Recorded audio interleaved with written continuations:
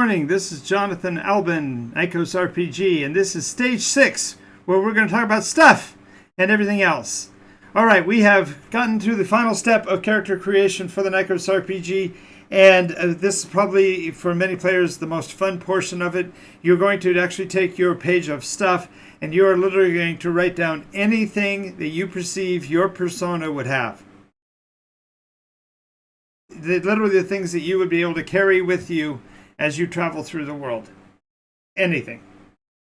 Now, of course, it depends on the setting and the genre of the story that you're playing through.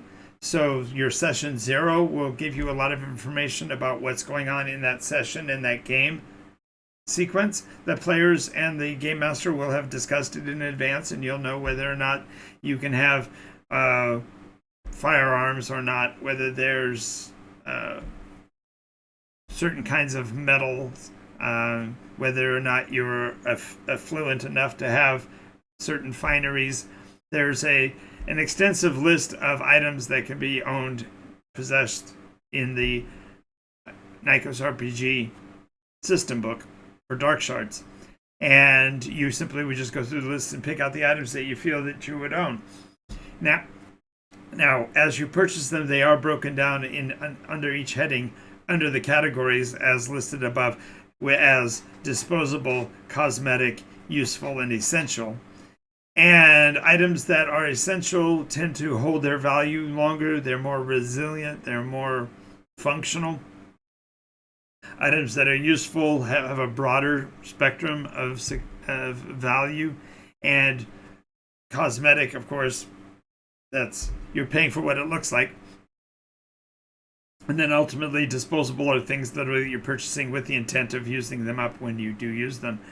This process of determining which category they are in helps to determine when they would be effectively damaged or destroyed by activity in game. So if you fell down a cliff and you scraped your arm on the ground, there's a chance you could damage your shirt. And so you'd have to make a cosmetic check, see whether you've either made it dirty or gotten a scratch, or you've torn the cloth.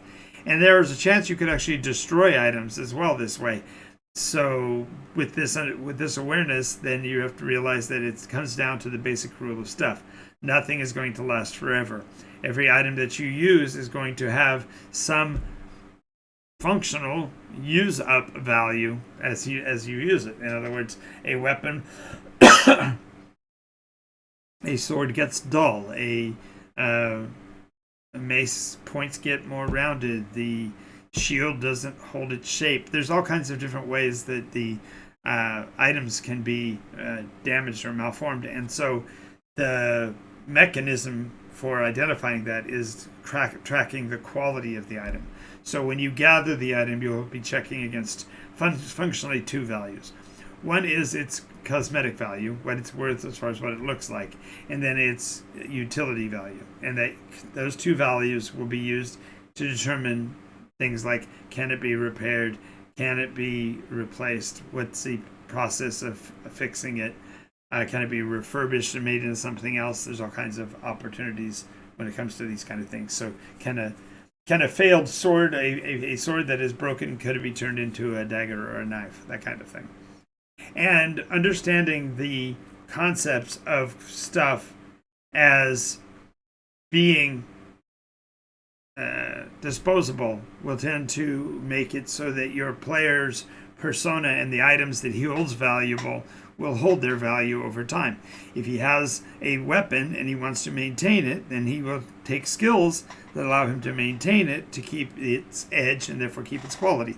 So it's a self-fulfilling thing. Now, there are mechanisms for allowing for players to actually improve their weapons, to actually imbue them with magics and things like that. And this creates items that are of legacy.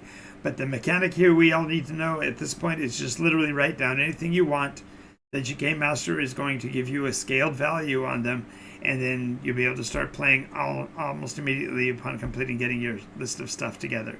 So if you want to know any more information, if you've got greater questions, feel free to drop those in the comments or in the chat box, let me know, and I will respond. And if you aren't, then this gives you all the pieces you need. This is page 6. This is step 6. You now have everything you need to know to play in a Nycos RPG. So I'll invite you again that on Saturday mornings we do run a game that operates through Twitch, and so you'll be able to become a participant just by logging in and having a registered. You have to have a qualified email address or whatever, but you can become a player simply by commenting in the chat box. So we'll go into that more on Saturday morning, but just let you know that you now have completed the set. This was it.